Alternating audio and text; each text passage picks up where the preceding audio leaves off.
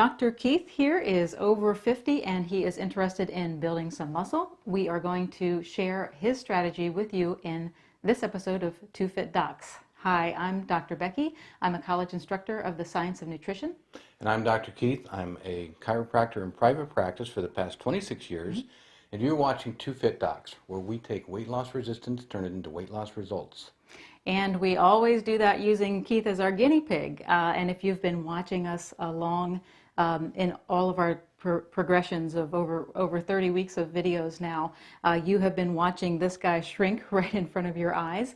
If you want to follow along in progression, go over to our channel page. There's a Keith's Progress playlist that you can kind of binge watch from the beginning and see this amazing transformation. So last week I was not in the video. I wasn't invited.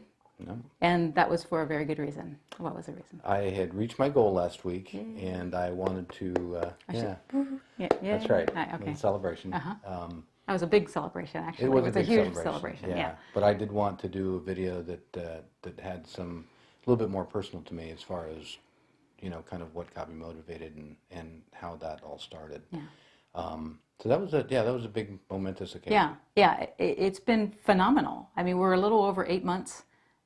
You've lost in total, your total weight was like 60, no, what was it, like 69 pounds from the 32 weeks when we started prior, accelerating things. Right. So, I mean, it has been just beyond maybe even our expectations, and we thought things were going to go pretty good from the beginning. But now it is time for Keith to take on kind of a different goal. So the fat's off. Now we want to put the muscle on. That's right. And so that has resulted in you kind of changing some things up. So you are over 50. I am. Soon to be 57. Yes. And so building muscle at any age is difficult. a difficult thing. When you're over 50, you kind of have to take a little bit more of a comprehensive approach. So you have an approach that deals with your exercise. You also added a supplement a couple weeks ago, and we have to talk about your diet and maybe just a few little tweaks that we've done. Right. So why don't you tell everybody kind of the progress of how things have gone for you over the past 2 weeks, Sure. Because that's when we kind of started this transition. Right. So at the 32-week point, since then, in the 2 weeks since that, and we're at 34, I have lost 6.5 pounds of fat and gained nearly 6 pounds of muscle. So I have about a half-pound net loss of body weight, but my body composition has changed drastically. Yeah. I mean that's a pretty remarkable change around for you. Right. I want to say at your age, but I'm. We're not going to pretend that that's all muscle either. Well, exactly. So we're not going to say, oh my goodness, 2 weeks you put on 7 pounds of muscle. Right. Here we go. So why don't we just? And by the way, if you hear some knocking, we are getting some remodeling done, and we wanted to just go ahead and shoot, so just ignore the knocking. But why don't we talk about how you've been exercising? Okay. And how that's changed. So go ahead and start with that.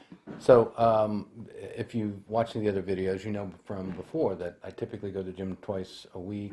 I play hockey once a week. I kept that very static during the time that I was on the keto, losing fat, because I didn't want that to be an issue.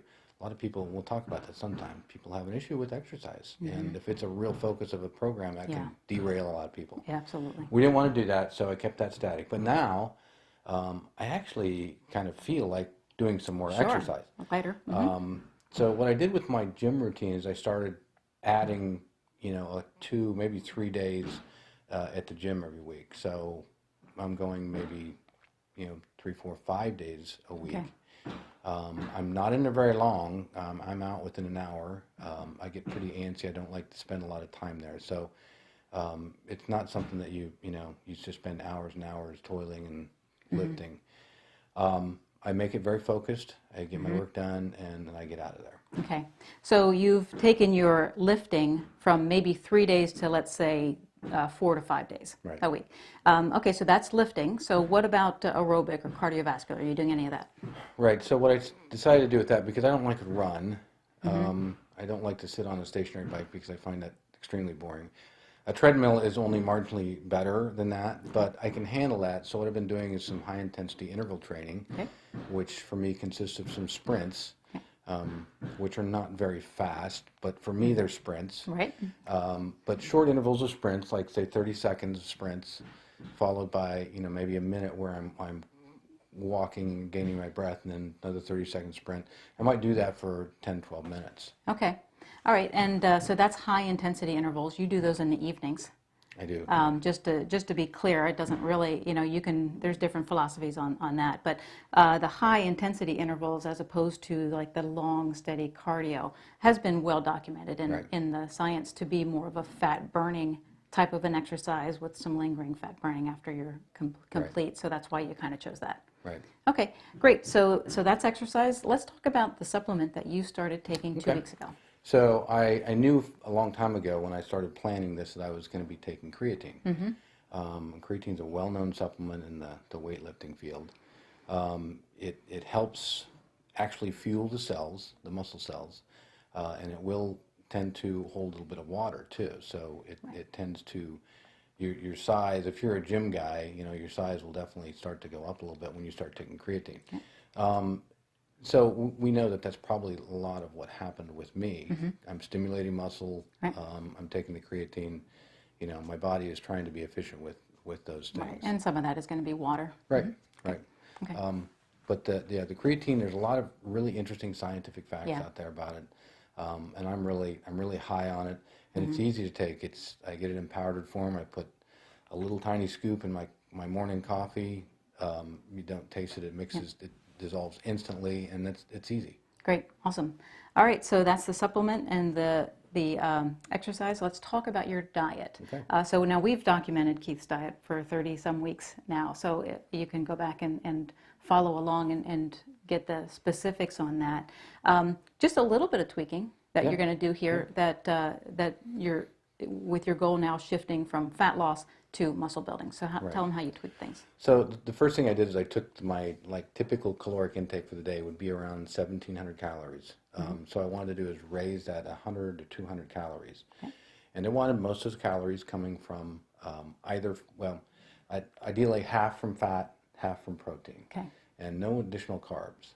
Because I want to, if I'm stimulating my body and putting some work into it, I want to give it that extra energy through the calories to build muscle, and I want to give it the extra little bit of protein. I mean, you're not talking much, 25 grams of protein maybe. Yeah.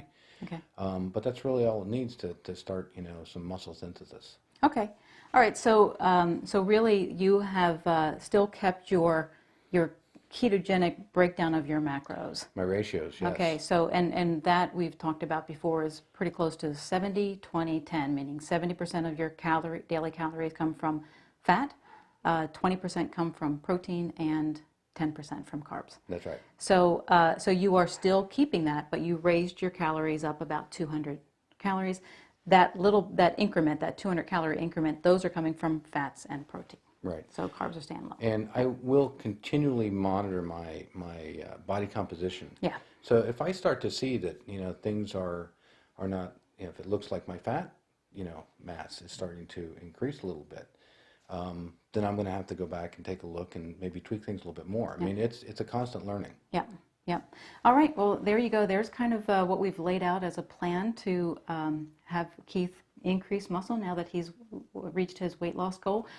Should be fun thing to watch and observe, and we can share kind of how things are going, how we change things up if things aren't going maybe the exact way that we plan on them going. So please stay tuned for all of that. We'd love for you to subscribe to our YouTube channel here so that you don't miss any of those episodes. And of course, diet, it really hasn't changed that much. So we still have the starter kit that is available that shows the foods that Keith added to his diet, the foods he cut out of his diet to get this phenomenal weight loss. And we will leave links here on the video for that. And was there anything else that I left out? I think you asked everybody to follow us, subscribe, kind of tune in, see what we're going to be doing. I mean, I don't mind being a little bit of a guinea pig and putting some work in and just seeing what happens. It's been kind of fun. It has. All right. Thanks.